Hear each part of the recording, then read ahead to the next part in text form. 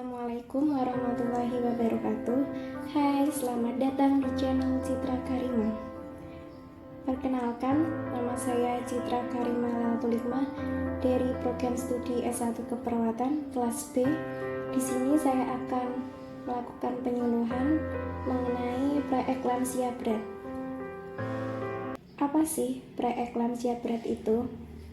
Nah, di sini preeklamsia berat adalah sindrom yang ditandai dengan hipertensi dan proteinuria yang baru muncul di trimester kedua kehamilan yang selalu pulih di periode postnatal. Sebelumnya, hipertensi apa sih?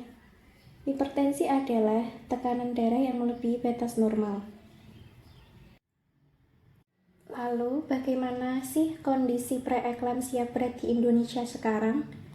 Terdapat lebih dari 4 juta wanita hamil mengalami preeklamsia setiap tahun, dan setiap tahun diperkirakan sebanyak 50.000 sampai 70.000 wanita meninggal karena preeklamsia serta 500.000 bayi meninggal.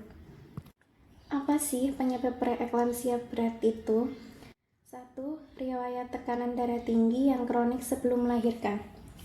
Penyebabnya, hipertensi pada ibu hamil terbagi menjadi 2 jenis, yaitu hipertensi kronis dan gestasional. Hipertensi kronis disebabkan oleh riwayat tekanan darah tinggi yang dialami ibu sebelum kehamilan dan berlanjut hingga memasuki kehamilan dan setelah melahirkan.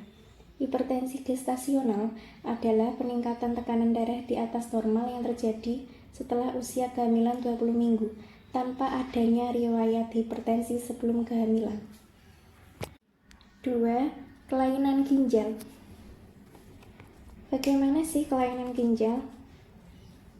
Pada ibu hamil dengan penyakit ginjal kronis atau PGK mengalami kerusakan sehingga ginjal tidak dapat beradaptasi dengan kehamilan seperti umumnya dan mengalami peningkatan resiko bagi ibu maupun janin, termasuk dalam penurunan yang cepat dari fungsi ginjal sehingga dapat menyebabkan kematian perinatal. 3. Faktor genetik. Kok bisa faktor genetik bisa mempengaruhi? Nah, di sini disebabkan oleh mutasi baru pada DNA atau kelainan pada gen yang diwarisi dari orang tua. Yang keempat, kehamilan gemeli atau mengandung bayi kembar. Kehamilan kembar tidak hanya beresiko bagi bayi, tetapi juga bagi ibu hamil. Keluhan umum yang sering dialami pada kehamilan tunggal seperti morning sickness, konstipasi, pergelangan kaki bengkak, varises, sakit punggung, dan kelelahan akan lebih sering terjadi dan lebih berat pada kehamilan kembar. Yang kelima, riwayat kencing manis. Kondisi ini terjadi ketika terdapat ketidakseimbangan aliran darah dari plasenta menuju janin, sehingga salah satu janin menerima lebih banyak darah dan nutrisi daripada janin lainnya. Yang keenam, obesitas pada awal kehamilan. Obesitas pada ibu hamil dapat memicu sejumlah kondisi dan gangguan kesehatan, seperti persalinan yang sulit atau lama, diabetes gestasional, perdarahan pasca persalinan. 7. Jumlah umur ibu di atas 35 tahun. Wanita yang hamil di atas usia 35 tahun dapat mengalami komplikasi persalinan yang bisa menyebabkan nyeri selama persalinan prematur atau persalinan cesar. Dan yang ke-8, riwayat mengalami preeklamsia sebelumnya.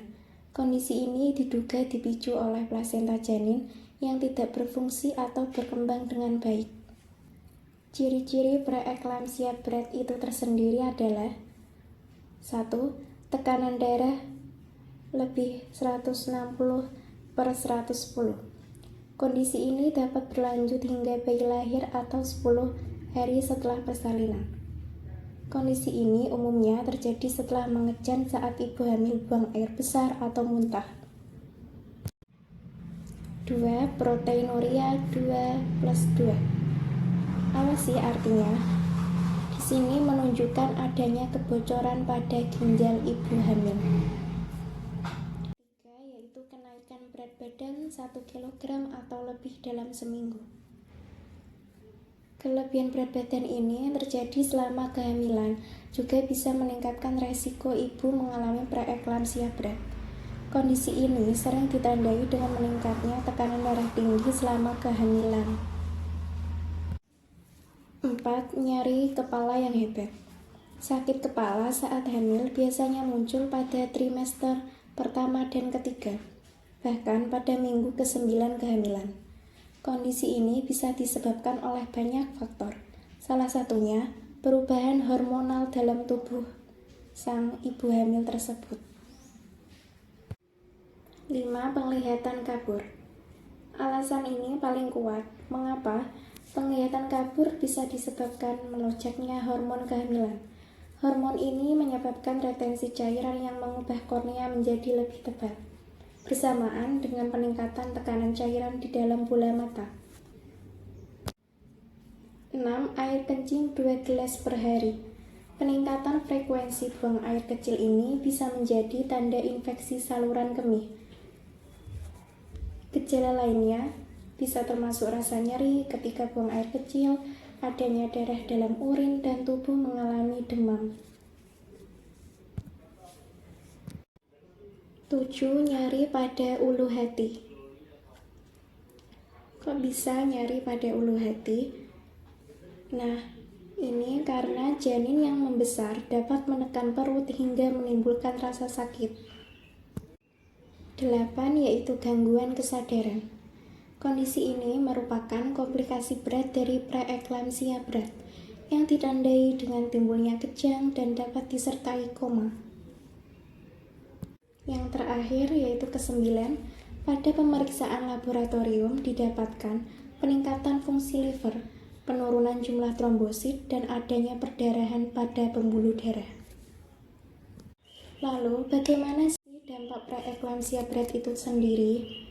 Dampak preeklamsia berat pada ibu adalah eklamsia dan sindrom HELLP, yaitu hancurnya sel darah merah, peningkatan enzim hati, dan jumlah trombosit yang rendah, yang dapat menyebabkan kematian pada ibu bahkan janinnya.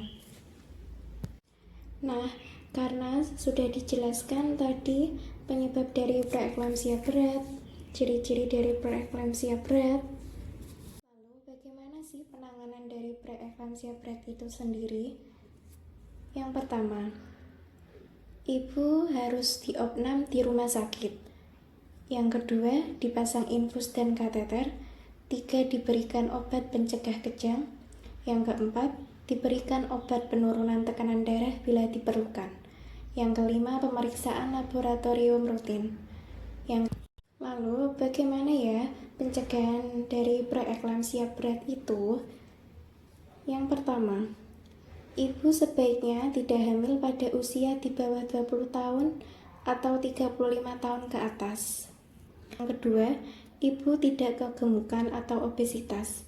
Yang ketiga, kontrol rutin setelah pulang dari rumah sakit. Yang keempat, 40 hari setelah melahirkan ibu harus KB. 5. Jarak anak minimal 2 tahun. Dan yang terakhir ke-6 yaitu kontrol rutin apabila hamil lagi, sejak terlambat haid sampai melahirkan. Sekian, terima kasih. Saya mohon maaf jika ada kesalahan kata.